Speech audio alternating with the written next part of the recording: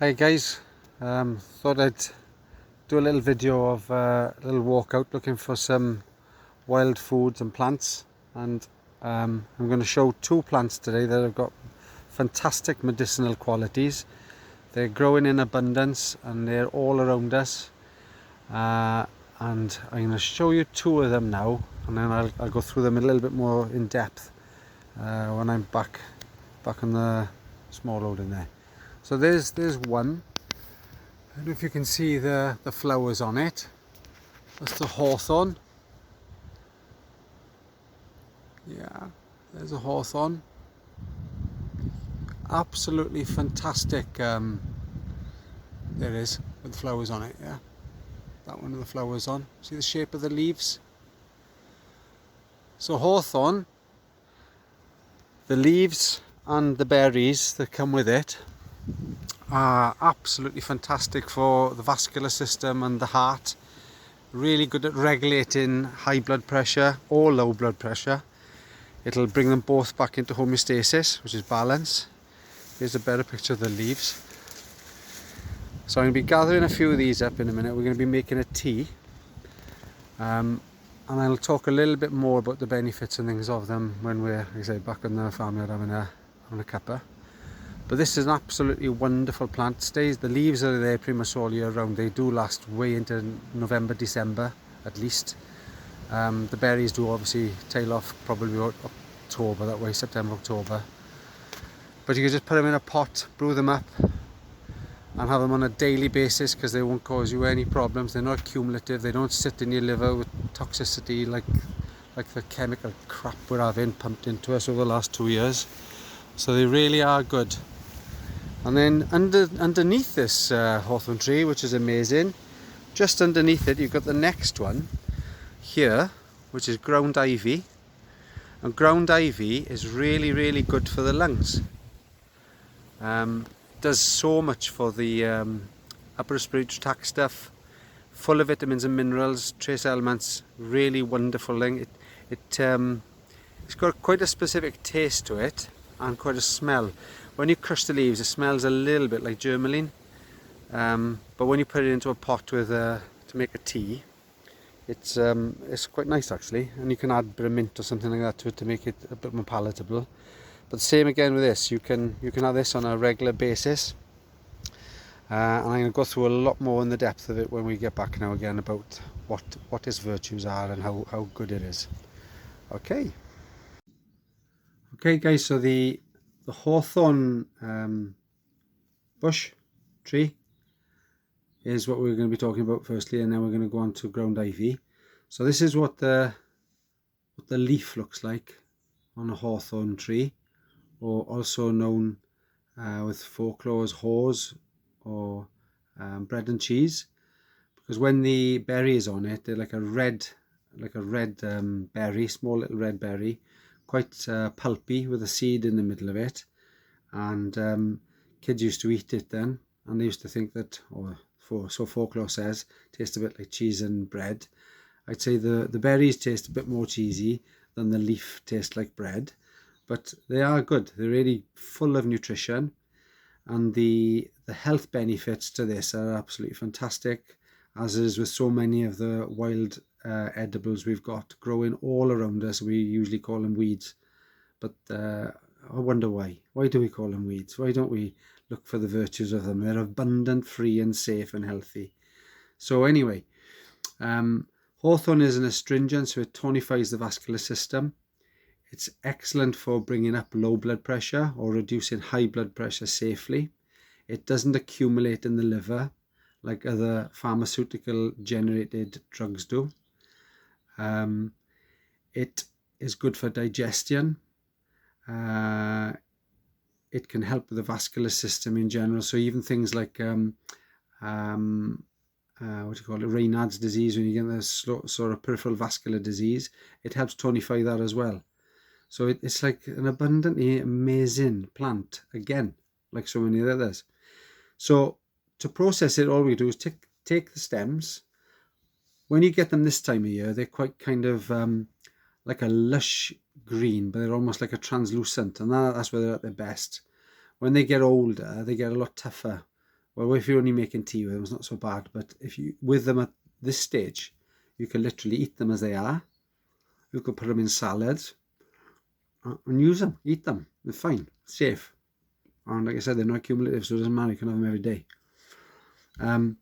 So that's what we do. We take a load of them, peel them all off, drop them into like a little sort of teapot with a strainer inside, and away to go. And then with this, we've got ground ivy. So this is the ground ivy, and we've got some here with flowers on. So that's what it looks like with a flower on. I don't know if you can see that in focus. I'm a bit of a technophobe, really. There we are. And then the leaves have got this sort of shape. I know it's a bit of a tall order maybe, but kind of, there's a thing called the doctrine of signatures. And what they said was that so many of the plants that are out there in the wild are growing in their own, without any involvement from humans.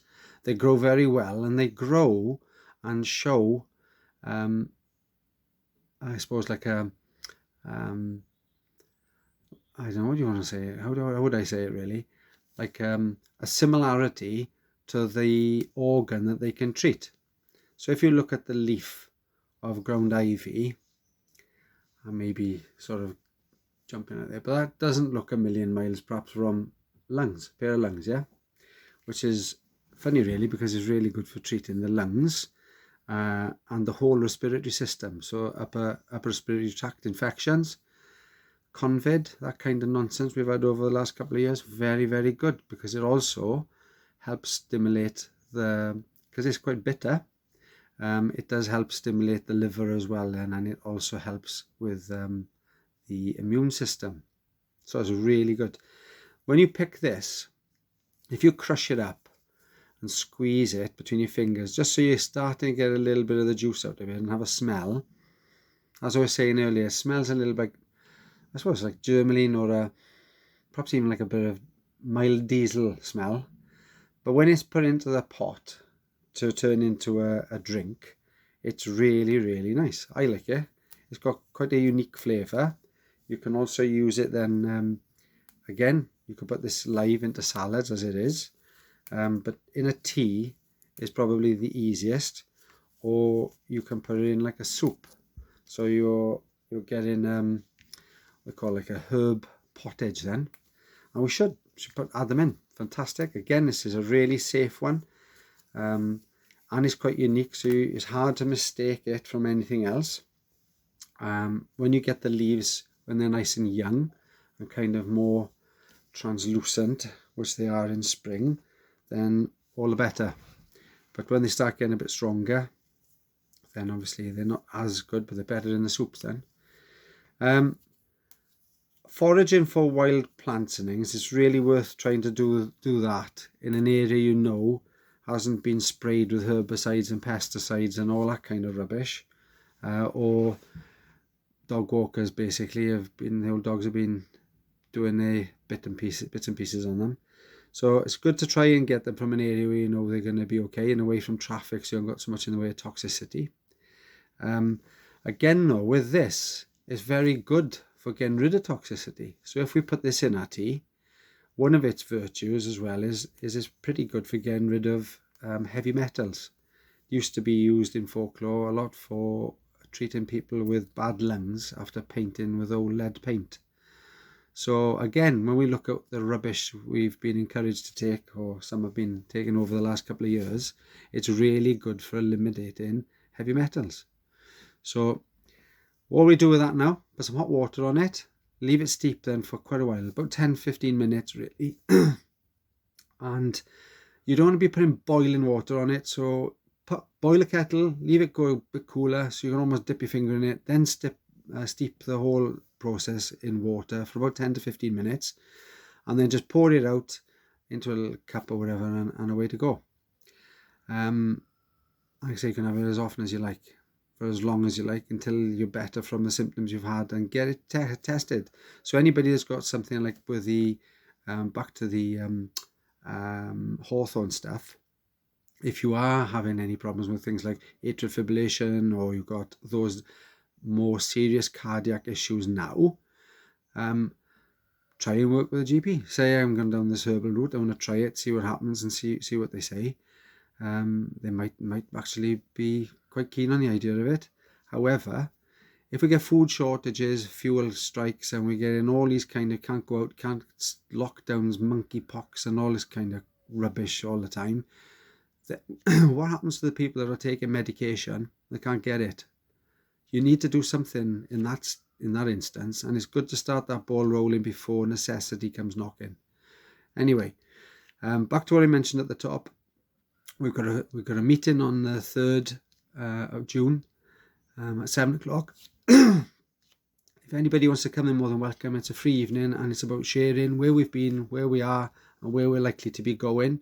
And my angle on it is going to be a lot about health and well-being and what we can do for ourselves, and really start looking at health instead of just being satisfied with courting illness and disease and medication and negativity. Let's have some positivity and how we can move forward with health and well-being.